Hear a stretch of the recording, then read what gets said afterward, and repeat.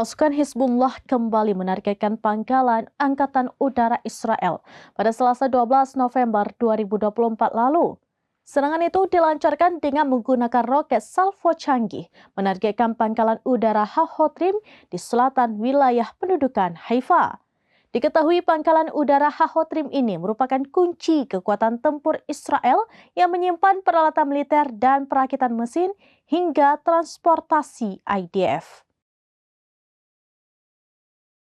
Pasukan Hizbullah kembali menargetkan pangkalan Angkatan Udara Israel pada Selasa 12 November 2024 lalu.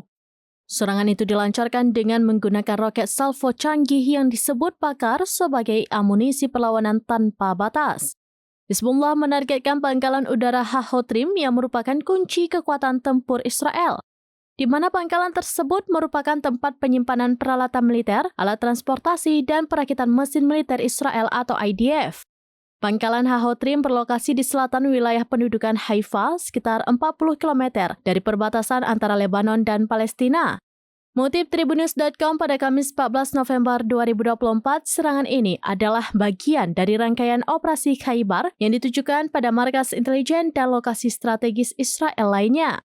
Pasukan Hizbullah juga melancarkan serangan drone ke pusat komando Brigade Ramim di Barak Hunin. Perlawanan Lebanon itu juga menargetkan markas logistik di Divisi 146 yang ada di utara permukiman Sheikh Danun, arah timur Naharia. Bahkan markas Shiraga di utara kota Akkad tidak luput dari serangkaian serangan roket salvo.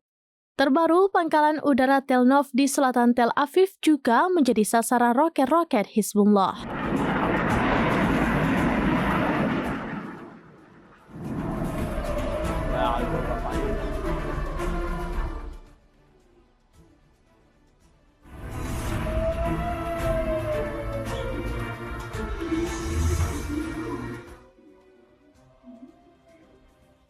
Demikian informasi terkini Syedaralun, saksikan terus beragam informasi lainnya.